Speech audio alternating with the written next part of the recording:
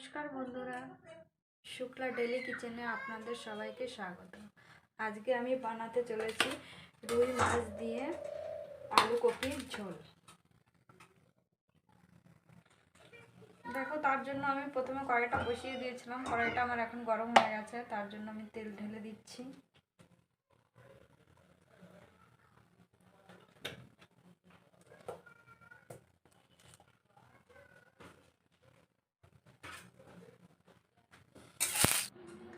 তেল গরম করে নেওয়ার পরে দেখো আমি এখানে মাছ ছেড়ে দিচ্ছি। মাছগুলো ছেড়ে দিয়ে আমি ভালো করে মাছগুলোকে ভেজে নেব। দেখো, মাছগুলো আমি এক পিঠ ভেজে নিয়েছি, আর একটু উল্টে দিচ্ছি। এই পাটটাকেও ভালো করে আমি ভেজে নেব।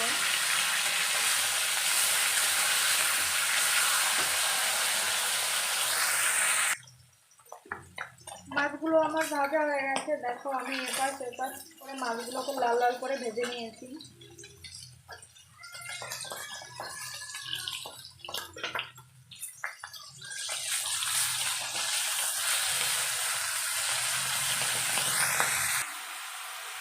এই তেলের মধ্যেই দেখো আমি আলু কপিগুলোকে ভালো করে ভেজে নেব। ভালো করে নেড়ে চেড়ে আলু কপিগুলোকে ভালো করে ভেজে নেব। আমি ঝোলের জন্য একটা মশলা তৈরি করে নেব, জিরে, আদা, শুকনো লঙ্কা আর পেঁয়াজ বাটা দিয়ে। আলু কপিকে ভালো করে নেড়ে চেড়ে লাল লাল করে ভেজে নিতে হবে।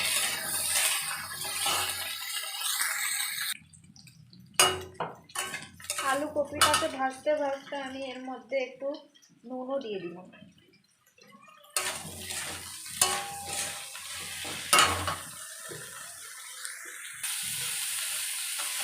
আলু কপিটা আমার ভাজা হয়ে গেছে, এটাকে আমি উঠিয়ে নেব।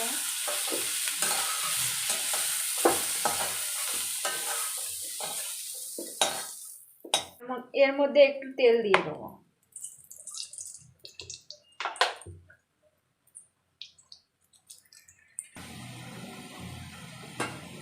তেল গরম হয়ে গেছে, এর মধ্যে আমি দিয়ে দিচ্ছি যে বাটা মশলাটা, জিরে, আদা, পেঁয়াজটাকে বেটে রেখেছিলাম, ওই মশলাটাকে দিয়ে ভালো করে নেড়ে চেড়ে নিই। এই মশলাটাকে ভালো করে নেড়ে চেড়ে কষিয়ে নিতে হবে।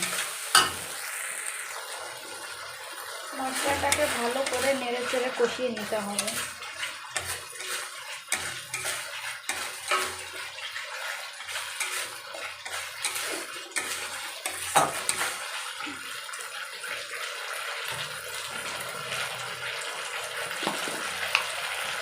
মশলা কষাতে কষাতে আমি এর মধ্যে দিয়ে দিচ্ছি পরিমাণ মতো একটু হলুদ।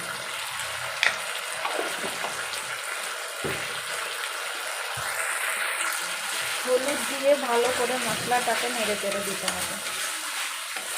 যতক্ষণ মশলাটা না ভাজা হচ্ছে ততক্ষণ ভালো করে নেড়ে চেড়ে দিতে হবে। মশলাটাকে কষাতে কষাতে একটু জলও দিয়ে দিতে হবে। জল দিয়ে ভালো করে আরেকটু কষিয়ে নিতে হবে।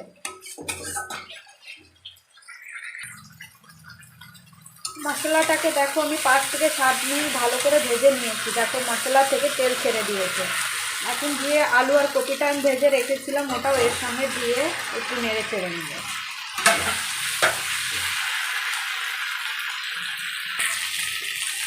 আলু আর কপিটাকে মশলার সঙ্গে ভালো করে নেড়ে চেড়ে একটু আমি দিয়ে দেবো জল।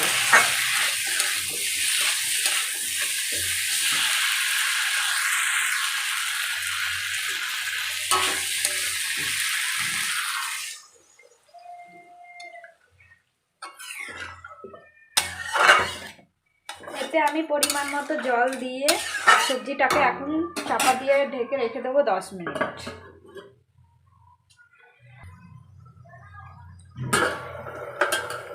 10 মিনিট পরে আমি ঢাকা সরিয়ে দেখে নেবো সবজিগুলো সিদ্ধ হয়েছে কি না।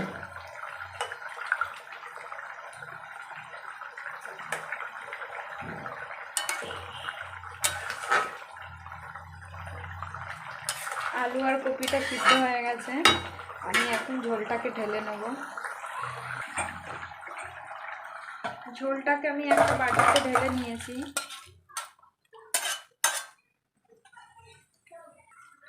কড়াটা আবার গ্যাসের উপর বসিয়ে দিয়েছি।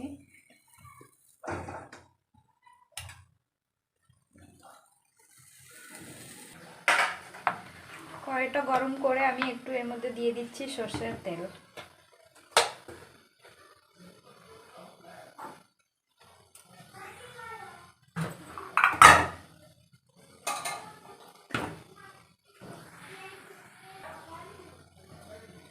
তেলটা গরম হয়ে গেছে, এর মধ্যে আমি একটু দিয়ে দেবো 5 ফোড়ন, 2টো কাঁচা চেরা লঙ্কা।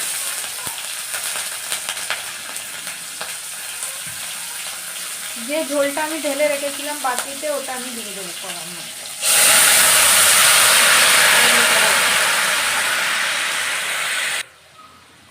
ঝোলটা দিয়ে ভালো করে নেড়ে চেড়ে এর মধ্যে দিয়ে দেবো একটু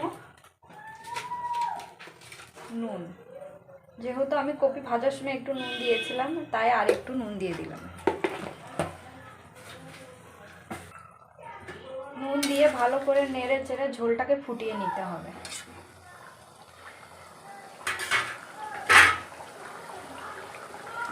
ঝোলটা আমার ভালো করে ফুটে গেছে, আমি এর মধ্যে দিয়ে দিচ্ছি ভাজা মাছগুলো।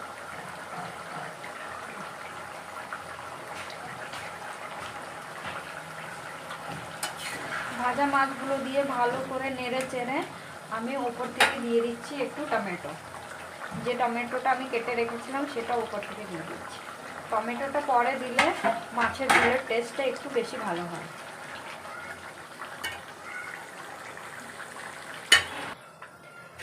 আমি এটাকে একটু ফোটার জন্য ঢেকে রেখে দিচ্ছি 1 মিনিটের জন্য, কারণ আমার সবজিটা রেডি হয়ে গেছে। বাস ঝোলটা ফোটার জন্য আমি 1 মিনিটের জন্য এটাকে ঢেকে রেখে দিচ্ছি।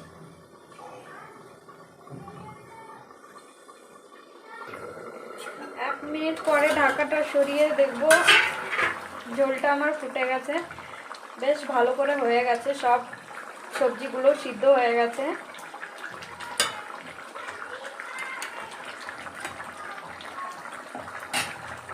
মাছের ঝোলটা আমার পুরোপুরিভাবে রেডি হয়ে গেছে। আমি এটাকে বন্ধ করে ঢেকে রেখে দিচ্ছি 1 মিনিটের জন্য।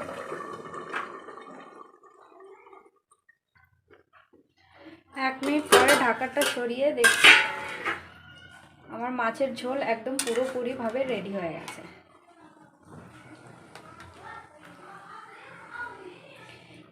বন্ধুরা, আপনারাও বাড়িতে এইভাবে বানিয়ে খাবেন, খেয়ে বলবেন কমেন্টে কেমন হয়েছে মাছের ঝোলটা। এই ভিডিওটি ভালো লাগলে লাইক, কমেন্ট, শেয়ার আর অবশ্যই সাবস্ক্রাইব করে দিও।